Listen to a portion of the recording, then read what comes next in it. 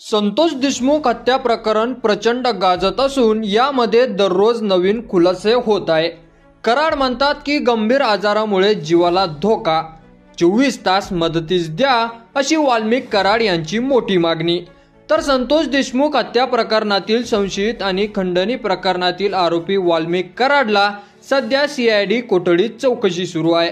मात्र या कोठडीमध्ये कराडला खास सुविधा मिळत असल्याचा आरोप संतोष देशमुख यांचे बंधू धनंजय देशमुख यांनी केला आणि त्यातच आता वाल्मिक कराड यांनी आपल्याला गंभीर आजार असल्याचा दावा करत मदतीस म्हणून खास व्यक्तीच्या नावाची शिफारस केली। मला स्लीप एपनिया नावाचा आजार असून या आजारासाठी ॲटो सीपअप नावाची मशीन विशिष्ट दाबाने वापरण्याचा सल्ला डॉक्टरांनी दिला।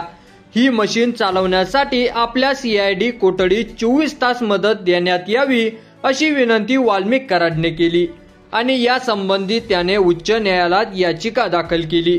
मशीन वापरण्यासाठी रोहित कांबळेंनी प्रशिक्षण घेतलेले असून मशीन चुकीच्या पद्धतीने लावल्यास आपल्या जीवास धोका असल्याचा धक्कादायक दावा कराडने केला।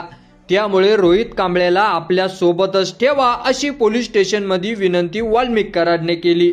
वाल्मिक कराडच्या या दाव्यावर न्यायालय काय निर्णय घेणार हे पाहणं महत्त्वाचं ठरणार आहे। दरम्यान संतोष देशमुख यांचे बंधू धनंजय देशमुख यांनी वाल्मिक कराडला पोलीस कोठडीत खास सुविधा मिळत असल्याचा आरोप करत थेट पोलीस अधीक्षकांना पत्र लिहिलं। आपल्या पोलीस ठाण्यात अरेरावी करण्यात आली असून बाहेरील लोक थेट कराडच्या पोलीस कोठडीपर्यंत जात असल्याचंही त्यांनी म्हटले आणि आता त्यातच कराड म्हणतोय की मला 24 तास सेवा द्या।